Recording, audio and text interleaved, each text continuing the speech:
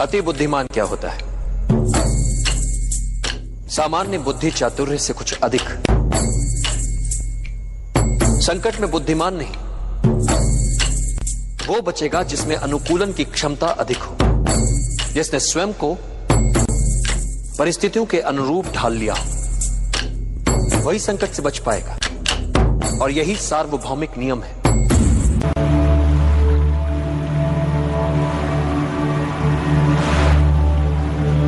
यह अवसर है पुनर्जन्म का।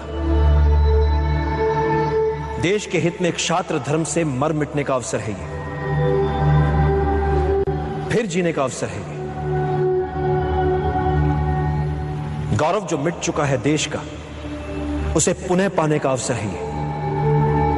मातृभूमि को नमन कर सके, इस लायक बनने का अवसर है ये। एक नए नव निर्माण का अवसर है।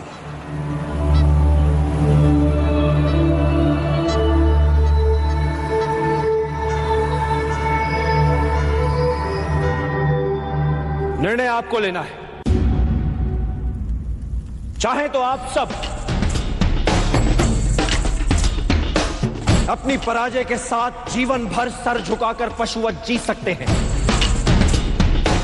या फिर अपनी मातृभूमि के लिए अपना सर्वस्व न्यौछावर करने के महाअभियान में मेरा साथ दें। मेरा सदा पराजय की अनित्यता में विश्वास रहा है।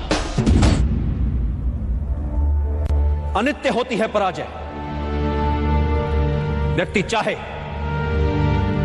तो फिर से प्रयास कर सकता है विजय के लिए।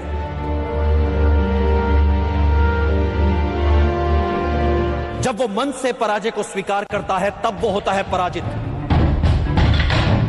कई बार मन से पराजय को स्वीकार करने वालों को,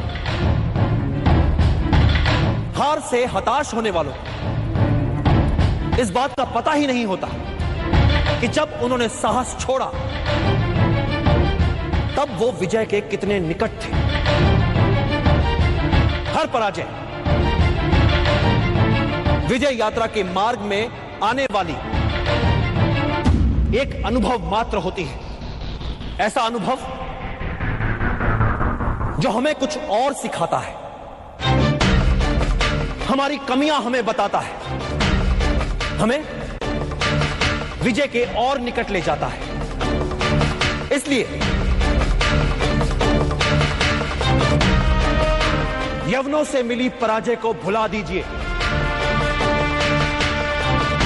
आइए मिलकर एक बार फिर हम सब एक और प्रयास करते हैं।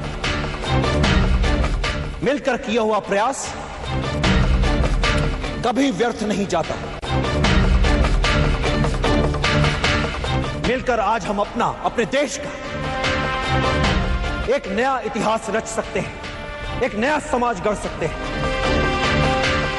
नियति के लिखे तक को बदल सकते हैं। आज हमारे समक्ष जो अवसर है, ऐसा अवसर भाग्यशालियों को ही मिलता है।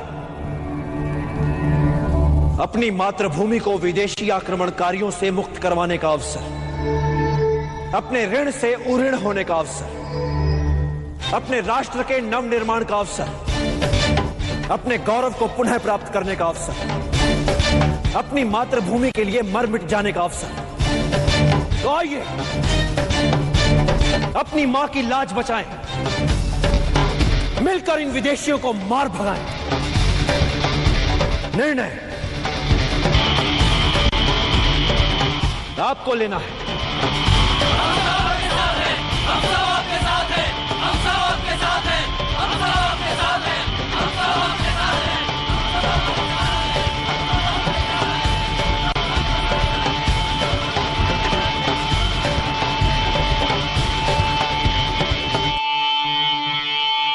योजना में मात्र लक्ष्य निर्धारण महत्वपूर्ण नहीं होता। महत्वपूर्ण होता है वो प्रयास जिससे लक्ष्य प्राप्त किया जाता है। चिंतित ना हो। 99% यही संभावना है कि महाराज पुरु और कैलिस्थनीज दोनों असफल ही होंगे।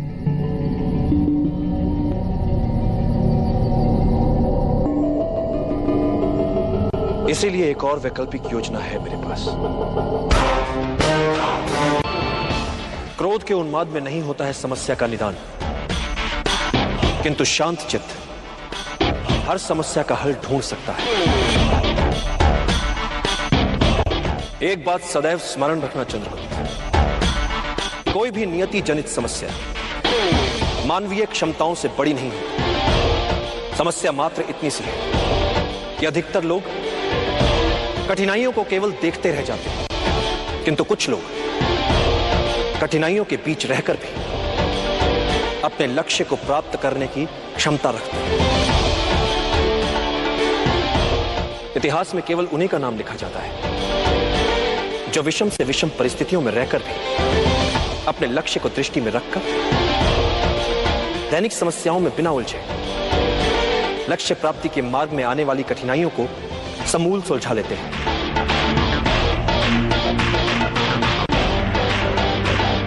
इतिहास साक्षी है चंद्रकांत, महान वही बन पाया है जिसने अपनी कठिनाइयों को आगे बढ़ने का अवसर बना लिया, जिसने अपनी कमियों को निर्बलता नहीं अपनी शक्ति बना लिया। असंभव दिखने वाला निर्णय होता क्या है?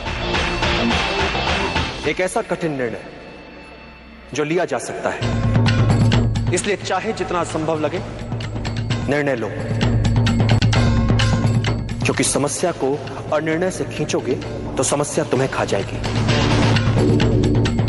निर्णय लेने में साहस करो, फिर देखो इतिहास तुम्हारा नाम कैसे अमर बना देता है।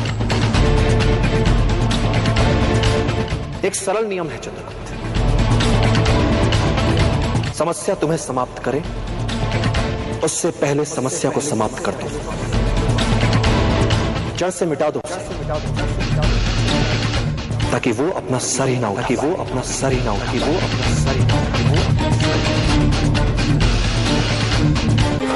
सबसे बड़ा शस्त्र मनुष्य की बुद्धि और उसका विवेक होता है। एक बुद्धिमान योद्धा अपने बुद्धि चातुर्य और विवेक से किसी भी युद्ध में विजयी हो सकता है, फिर परिस्थितियां चाहे कितनी ही विषम क्यों ना हो।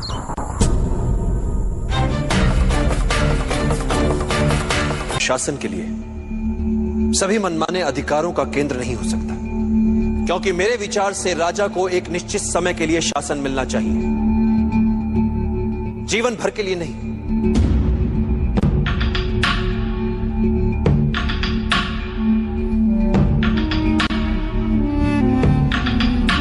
इसलिए एक राजा को अपने लिए, अपने परिवार, अपने वंश की महिमा के लिए या अपने साम्राज्य की मान सम्मान प्रतिष्ठा के लिए समय नहीं गंवाना चाहिए,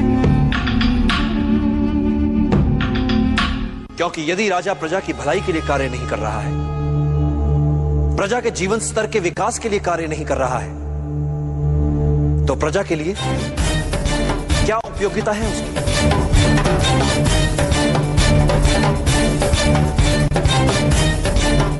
मैंने तुमसे कहा था ना कि चाणक्य बहुत गुणी है। एक राजा का शासन तभी तक तर्कसंगत है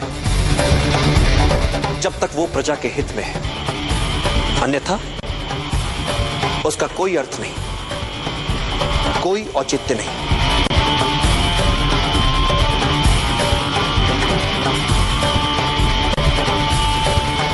तो फिर आपके विचार से एक राजा की सही भूमिका क्या होनी चाहिए? एक राजा को सबसे पहले अपनी प्रजा के लिए सुशासन स्थापित करना चाहिए।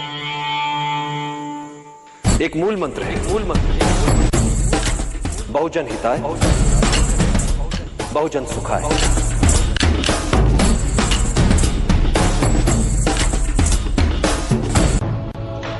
किसी भी योद्धा के लिए युद्ध में सबसे महत्वपूर्ण शस्त्र होता है गति। किसी भी योद्धा के लिए युद्ध में सबसे महत्वपूर्ण शस्त्र होता है गति। शत्रु की शिथिलता का अपनी गति से लाभ उठाओ, अनपेक्षित शैली अपनाओ, उसके असुरक्षित भाग पर आक्रमण करो। आमने सामने के युद्ध में शत्रु की गति को पहले समझो और फिर चौंकाने वाली गति से उसे पराजित कर दो। कुछ महत्वपूर्ण बातें और, परिस्थितियों के अनुकूल शीघ्रता से ढल जाओ, यही विजय की कुंजी है। और युद्ध में मृत्यु के लिए सदा तैयार रहो। जिस घड़ी तुम्हें लगे कि अब कोई मार्ग नहीं बचा, उस समय उनका स्मरण करो जिनके लिए तुम जी रहे हो। नहीं पाता, मैं जब भी कोई योजना बनाता हूं तो उसकी सफलता को लेकर संशय मेरे मन में भी रहते हैं। मैं योजना की परिकल्पना को अनुभव और अंतर्दृष्टि के साथ सोचे समझे संभावित संकटों का ध्यान रखते हुए कार्य में लाने का प्रयास करता हूं। किंतु कार्य की सफलता योजना, भाग्य और अंतरात्मा के स्वर के मिले जुले असर से तय होती है। कार्य की सफलता में इन तीनों की बराबर की भूमिका होती है।